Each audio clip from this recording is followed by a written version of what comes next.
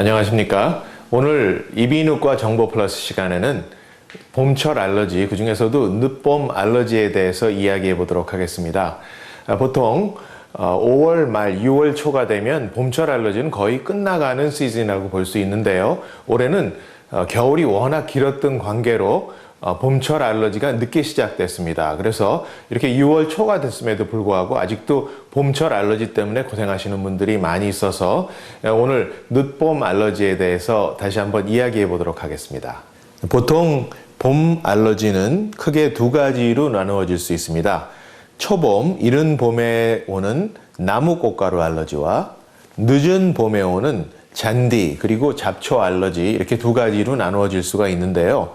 올해는 겨울이 늦게 오는 바람에 이 두 가지 알러지가 겹치게 됐습니다. 겨울이 워낙 오랫동안 지속되는 바람에 이른 봄철, 그러니까 3월에 시작돼야 되는 나무꽃가루 알러지가 한두 달 늦어져서 5월달 그리고 6월에 접어드는데도 이 이른 봄 알러지와 늦봄 알러지가 겹쳐서 평소보다 거의 2배 이상 알러지 시즌이 늦봄에 심하게 지금 온 상태이죠. 그래서 공기 중에 워낙 꽃가루가 많이, 그러니까 나무에서 나오는 꽃가루뿐만 아니라 잔디, 잡초, 풀에서 나오는 꽃가루까지 워낙 공기 중에 많이 있다가 보니까 이 늦봄 알러지가 굉장히 심해졌습니다. 이럴 경우 알러지 역시 콧물 나오고 재채기 나오고 또 그것뿐만 아니라 알러지가 심할 때는 후비루, 기침까지 나오고 눈도 가렵고 여러 가지 증상을 동반하는 것이 바로 이 알러지인데요. 이 알러지를 치료하기 위해서 가장 좋은 방법은 역시 그 알러지를 일으키는 원인을 피하는 것입니다. 그러니까 꽃가루를 피하는 것이 가장 좋은 방법이지만 역시 정상 생활을 하면서 특히 어린이들이나 학생들 또 어른들도 봄철이 되고 날씨가 따뜻해지면 여러 가지 스포츠 액티비티도 바깥에서 해야 되고 또 야외 활동이 많이 늘어남에 따라서 이 꽃가루를 피하는 것이 쉽지만은 않죠. 그래서 이렇게 알러지 증상이 왔을 때 많은 분들이 우선 생각하는 것이 알러지 약입니다. 그래서 코에 뿌리는 알러지나 여기 화면에서 보시는 바와 같이 복용하는 알러지 약, 이런 것들을 시중에서, 그러니까 파마시 약국에서 흔히들 구입해서 사용하게 되죠. 그런데 이 알러지가 심할 때 이 알러지 약으로만 치료하는 것은 사실 몸에 항상 좋은 것은 아닙니다. 그리고 그 알러지 약을 잠시, 그러니까 1년에 한 1, 2주일 정도만 드셔야 되면은 큰 문제가 되지 않은데, 그렇지 않고 이 알러지가 좀 오래 계속되시는 분들이 있어요. 그것뿐만 아니라 코 막힘증이나 콧물 나오는 것이 오래 지속돼서 이런 알러지 약을 오래 복용해야 되시는 분들, 역시 알러지 약은 화학약품이기 때문에 오래 복용하는 것은 좋지 않습니다.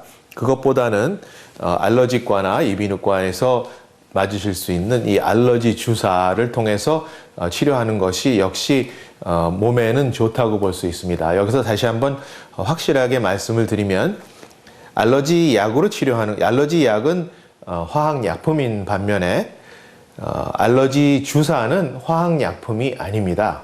알러지 주사는 자기가 알러지가 있는, 예를 들어서 봄철에 있는 이 폴린, 그러니까 꽃가루 같은 것을 희석해서 주사하는, 그러니까 자연요법이라고 볼 수 있죠. 전혀 케미칼이 없는 자연요법이기 때문에 역시 몸에는 알러지 주사를 맞는 것이 몸에도 좋고, 그것뿐만 아니라 이 알러지 약을 먹거나 뿌리는 것은 마치 아플 때 진통제 드시는 거와 마찬가지로 일시적인 치료에 불과하고, 알러지 주사를 맞는 것이 원인을 치료하는 면역 시스템을 바꿔주는, modify하는 근본적인 치료가 된다는 것을 유념하시기 부탁드립니다. 이렇게 알러지 치료는 여러 가지 종류가 있는데요.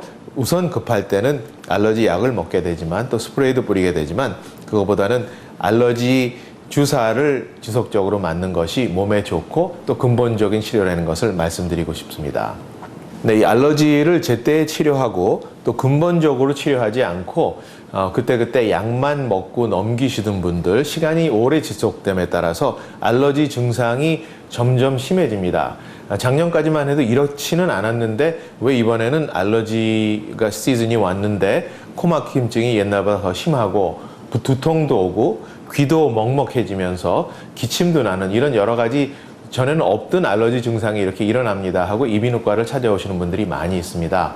이렇게 알러지 치료를 제때 하지 않았을 때 만성 알러지가 만성 비염 그리고 화면에서 보시는 바와 같이 이렇게 축농증으로 발전을 하는 경우가 많이 있어서 알러지 치료로 방지할 수 있었던 문제를 수술까지 해야 되는 그런 심각한 문제까지 방치하시는 분들이 많이 있으신데 그렇게 기다리지 마시고 이비인후과를 찾으셔서 치료 받으시기 부탁드립니다.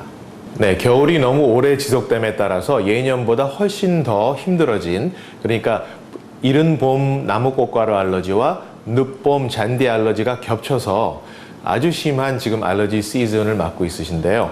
이런 알러지 시즌의 여러 가지 문제점, 치료법에 대해서 말씀드렸는데 제가 하나 말씀드리고 싶은 거는 알러지 근본적인 치료는 알러지과나 이비인후과에서 알러지 주사를 맞는 것이 중요하다고 말씀드렸습니다. 그러나 이비인후과를 찾는 분들 중에서 많은 분들이 알러지과를 다니면서 여러 해 동안 알러지 주사를 맞으면서 치료를 했음에도 불구하고 계속 알러지 문제가 있습니다. 이렇게 말씀하시는 분들이 있는데요.